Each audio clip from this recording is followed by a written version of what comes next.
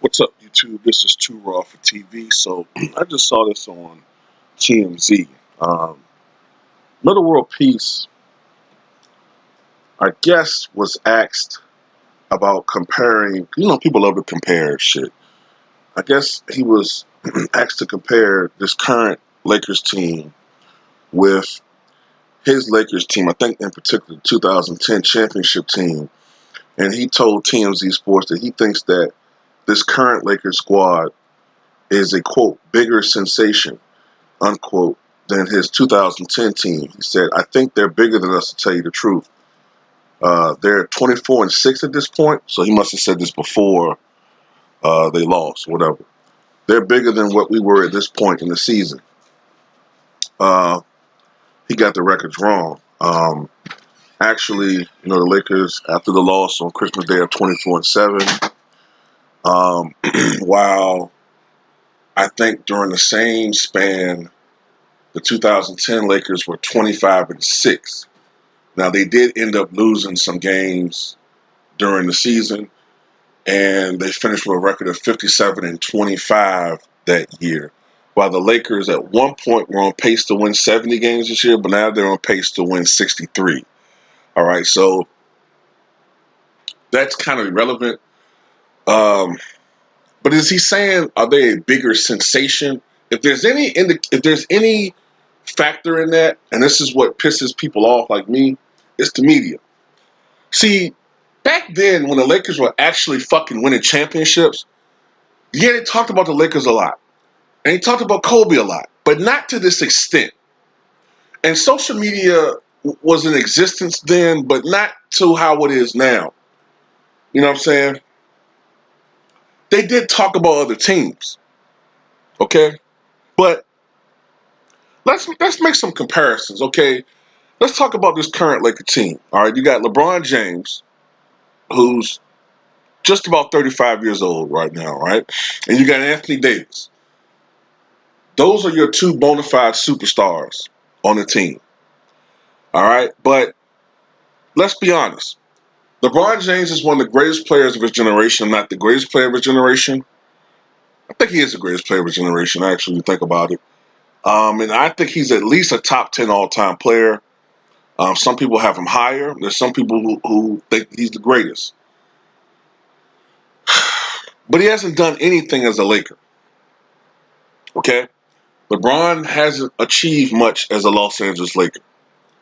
So we're talking about Laker teams right here, right? So LeBron hasn't done anything except for be an all-star level player as a Laker, but he hasn't actually accomplished anything. Anthony Davis has done even less as a Laker. All right, he hasn't won a championship. He hasn't even played in 30 games yet, I believe, or just barely 30 games as a Los Angeles Laker. He's playing well. I think he's averaging like 27, 28, 9 or something like that. So he's putting up good numbers, but he hasn't accomplished anything. All right.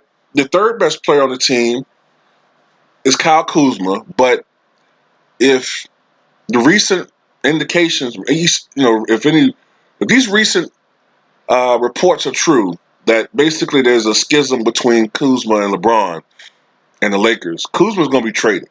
All right. So after that, what do you have left? I mean, you have Rondo, who's well past his prime. You have Dwight Howard, who's well past his prime. But he's having a decent year, though. He's playing better than I thought he would. So I will give him that. All right, but you have what?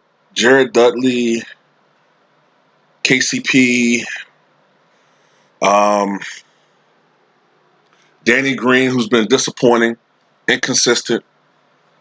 You know what I'm saying? That's what happens when you have a nice finals run a couple years ago with the Spurs, where you hit like 70% of your threes and get this stock because now you're this big time, prime time performer, but then you don't live up to expectations.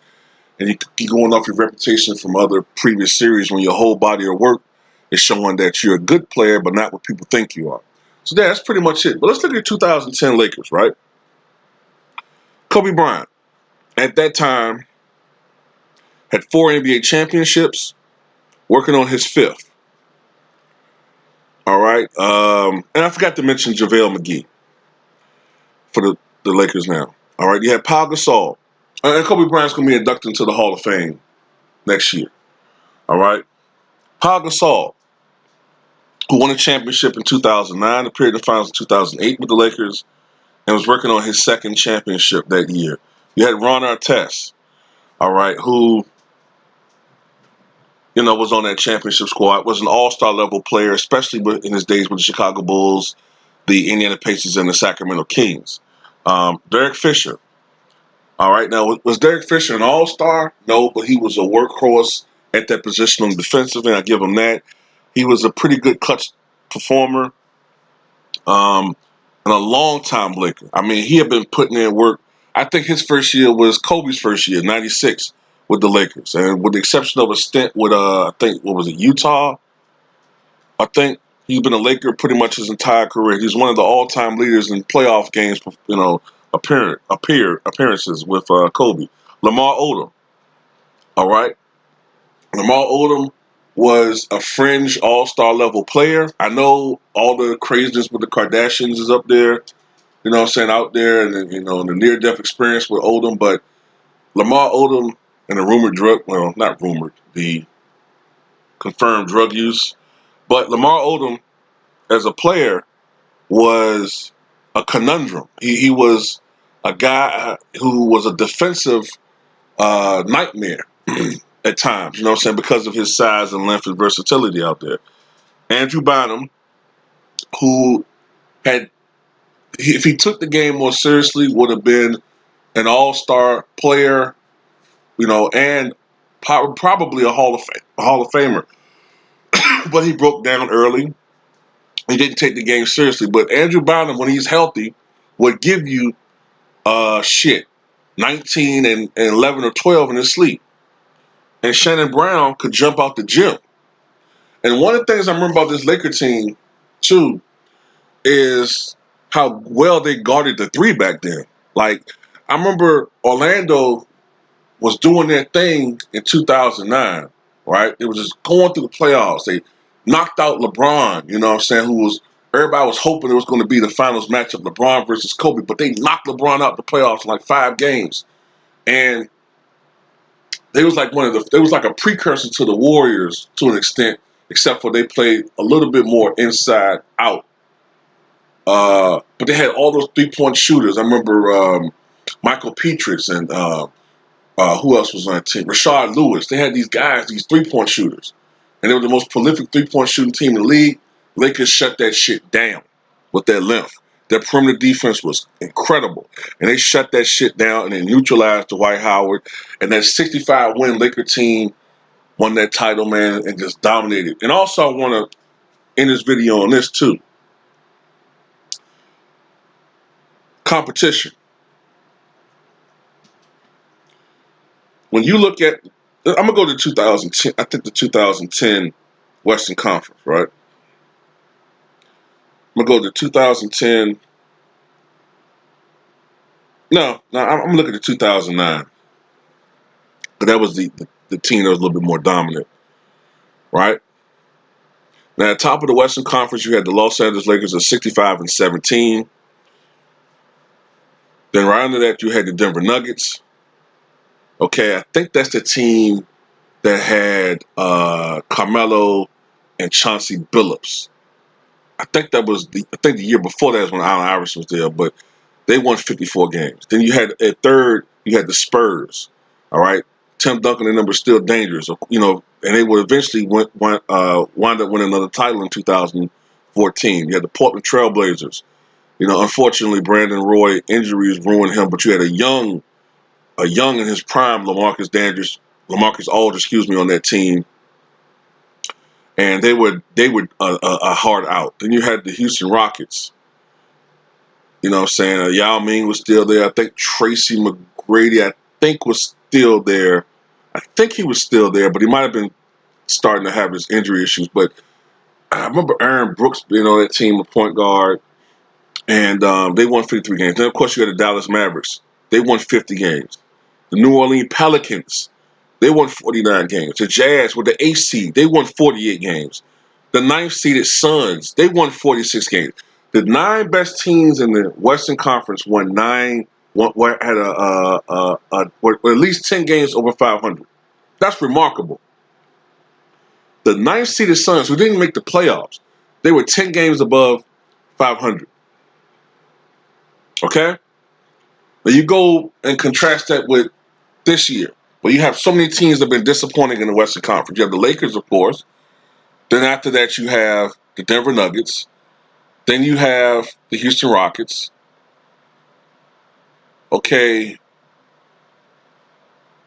But I think like what?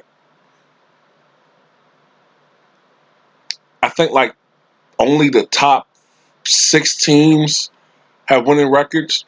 The 7th and 8th seed have sub 500 records, I believe. So the competition in the Western Conference was actually stronger then than it is now. But the Lakers at that time were juggernauts. There was a clear difference between the Lakers and everybody else. It took everybody else to have an A+ game, even the good teams, to beat the Lakers. Because you had Kobe Bryant, the ultimate weapon out there, the offensive, offensive juggernaut, but playing within the system. Plus, he gave it to you on defense. Then you had Pau Gasol, who playing under Kobe Bryant became a far better player overall and much more aggressive. And I remember Pau Gasol, because I used to root against the Lakers. I was rooting against the Lakers in 2010, but Pau Gasol, it's like he would never fucking miss, man. He would never fucking miss. If he was open for like a 14-footer, that bitch was going in every motherfucking time. And like he always got these fucking putbacks, man. Like, god damn it. You had Middle World Peace going around fucking harassing everybody, talking shit. You know what I'm saying? Playing good physical defense. You know what I'm saying? And that 2010 finals was remarkable, man. But, you know what I'm saying? Went 7 games. They played against a really good Boston Celtic team. And the Lakers pulled it out at the end. But you know what? I respect Middle World Peace's opinion, but I don't see how, if he's insinuating that he thinks that this Laker team is better, then I disagree with him on that one. If he's saying that they're bigger as far as talk is concerned, that's just because of the media, man. When you wake up and you see cheerleaders like Chris Broussard and Nick Wright and all these guys ignoring when the Lakers lose or when they show vulnerabilities and ignoring the great performance of other players and acting like that shit didn't happen, you know what I'm saying? That shit can, yeah, you can fall, victim of seeing that shit too and start falling for the bullshit. But this is how I'm gonna end this video. Look, back then, on the biggest stage, I'm not gonna act like Kobe didn't have bad shooting nights. I've seen my videos. Kobe had bad shooting nights. All right. And the media kind of glossed over a little bit. But I don't really remember him getting lit up by anybody else. You know what I'm saying? I don't remember someone he's playing against just completely dominating Kobe. No, that didn't happen. But I've seen Kawhi Leonard over the past couple seasons dominate Kawhi Leonard individually.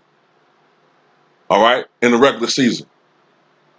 Like I said, Kawhi Leonard is 5-0 in his last 5 matchups against LeBron, averaging 31.2 points, 7.6 rebounds, 5 assists, 1.8 steals, 50+% shooting, almost 40% from the three-point line, and almost 90% from the foul line. He is destroying LeBron James, but the media doesn't acknowledge that. And we saw in back-to-back finals, Kevin Durant completely destroy LeBron James, rip his fucking heart out with that 30-foot three-pointer, which iced it, sealed the deal. But they act like that shit didn't happen. We're in reality in this channel, all right? This is a spin-free, channel. This is a no-spin zone. Not spinning shit on here.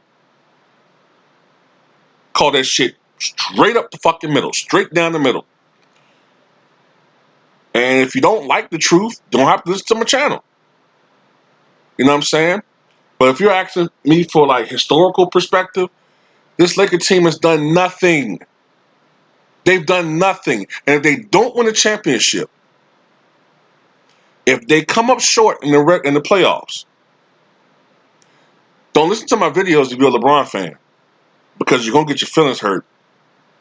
Don't listen to my videos. I'm telling you right now, if James Harden fails in the playoffs, like I know he will, and if the Lakers don't win a championship, all right, now that's one thing if they go to the finals and it goes to 7 and it's close. Okay, that's different. Okay, but if they get blown the fuck out, like in a series, like it's 4-1, 4-0, and especially if they don't even make the fucking playoff, excuse me, make the finals. And of all things, if they lose in the second round, I don't give a fuck how heavily contested it is. If they don't make it out the second round, don't come to my fucking channel.